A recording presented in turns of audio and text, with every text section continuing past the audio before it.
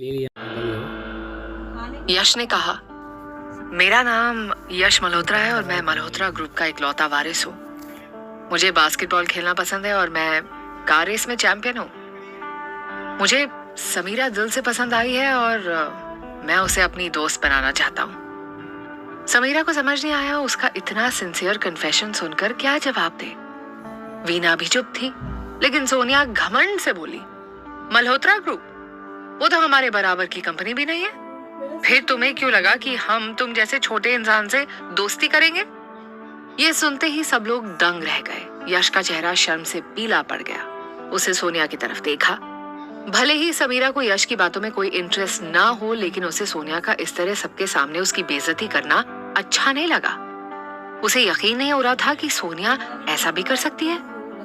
वो इतनी घमंडी कब से हो गई? जब सोनिया को एहसास हुआ कि सब लोग उसका बिहेवियर नोटिस कर रहे हैं, तो उसने कहा, समीरा, मैं इसकी इंसल्ट नहीं करना चाहती थी।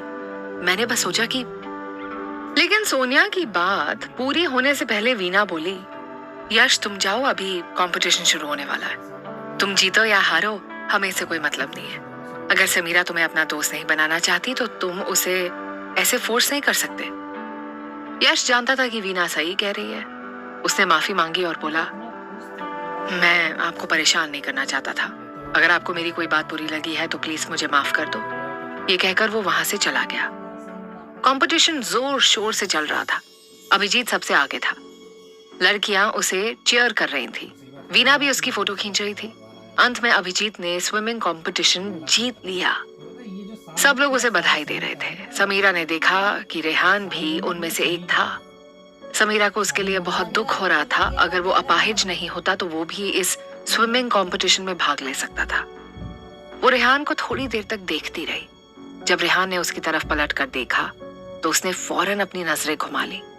रेहान मुस्कुराया। वो जानता था कि अभी भी समीरा उस पर तरस खा रही है, लेकिन उसे समीरा की दया नहीं चाहिए थी। उसे उसका साथ चाहिए था, जो समीरा ने देने से मना कर दिया। थोड़ी देर बाद समीरा के पास वीना वापस आ गई और बोली, तुम क्या सोच रही हो? तुमने इतना मजेदार गेम मिस कर दिया। लेकिन कोई बात नहीं, मैंने अभिजीत सर की फोटोज खींच ली हैं। मैं बाद में तुम्हें भेज दूंगी। समीरा बोली, लेकिन तुम उसकी फोटोज मुझे क्यों भेजना चाहती हो? वीना बोली, ताकि तुम देखो कि अभिजीत सर कितने हॉट हैं और तुम भी उनके साथ दोस्ती करने को तैयार हो जाओ। ये सुनते ही समीरा को वो तूफानी रात याद आई जिसके बाद उसकी जिंदगी बदल गई थी। उससे फौरन वीना को डांटा और बोली, मैंने तुम्हें ये बातें करने से मना किया था ना। इसके बाद समीरा वाइन पीने लगी। उसे इस बात का अंदाजा ही नहीं था कि उसके हाथ में जो वाइन का ग्लास था उसमें सीमा ने नशे की गोलियां मिला दी थी।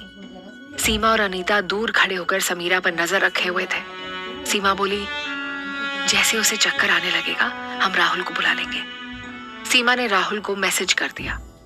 जब लड़कियों का स्विमिंग कंपटीशन शुरू हुआ तो वीना और सोनिया भी स्विम सूट पहनकर लाइन में खड़ी हो गई। समीरा उनको स्विम सूट में देखकर दंग थी। सब लोग बहुत खूबसूरत लग रहे थे। समीरा ने उनकी फोटोज लेना शुरू कर दिया। थोड़ी देर में उसे चक्कर आने लगे। उसे बहुत कमजोरी सी महसूस हो रही थी। थोड़ी देर पहले तो सब ठीक था, फिर अचानक क्या हुआ? वो बैठना चाहती थी, इसलिए वो पास रखी कुर्सी की तरफ जाने लगी, लेकिन वहां पहुंचने से पहले ही वो चक्कर खाके गिरने लगी तो किसी लड़की ने उसे संभाल लिया। उस लड़की ने पूछा, हाय, क्या तुम ठीक हो? अचानक उसे एक जानी पहचानी आवाज सुनाई दी। क्या हुआ तुम्हें? चलो मैं तुम्हें कहीं बैठा देती हूँ। समीरा वीना और सोनिया को बताना चाहती थी कि उसकी तबीयत ठीक नहीं है, लेकिन वो होश संभाल ही नहीं पा रही थी। अचानक उसे किसी ने कमरे में धक्का देकर दरवाजा अंदर से बंद कर दिया। उसे आवाज सुनाई दी, मैं कब से इस दिन का इंतजार कर रहा था। ये कहकर उस आदमी ने उसे अपनी बाहों में जकड़ लिया। समीरा ने खुद को उस आदमी की पकड़ से छुड़ाने की कोशिश की। समीरा ने बहुत मुश्किल से अपनी आंखें खोलकर उस आदमी को पहचानने की कोशिश की। वो राहुल था, उसका सुपरवाइजर। राहुल उसे शॉक में देखकर मुस्कुराया। वो बोला, आज सीमा और अनीता की मदद से मैं तुम्हें पाने में कामयाब हो गया, वरना तुम तो हाथ ही नहीं आ रही थी। ये सुनकर समीरा का सारा नशा उतर गया। वो पूरी तरह से खुद को होश में रखने की कोशिश में जुट गई। उसने कोशिश करके राहुल को धक्का दिया और दौड़कर दरवाजा खोलने की कोशिश करने लगी। राहुल ने उसका हाथ पकड़ लिया और बोला, तुम यहाँ से भाग नहीं सकती, सब लोग स्विमिंग पूल के पास हैं, यहाँ तुम्हें बचाने कोई नहीं आएगा। मेरी बात मान जाओ वरना तुम्हारे लिए अच्छा नहीं होगा। समीरा जोर से चिल्लाई, जाने दो मुझे।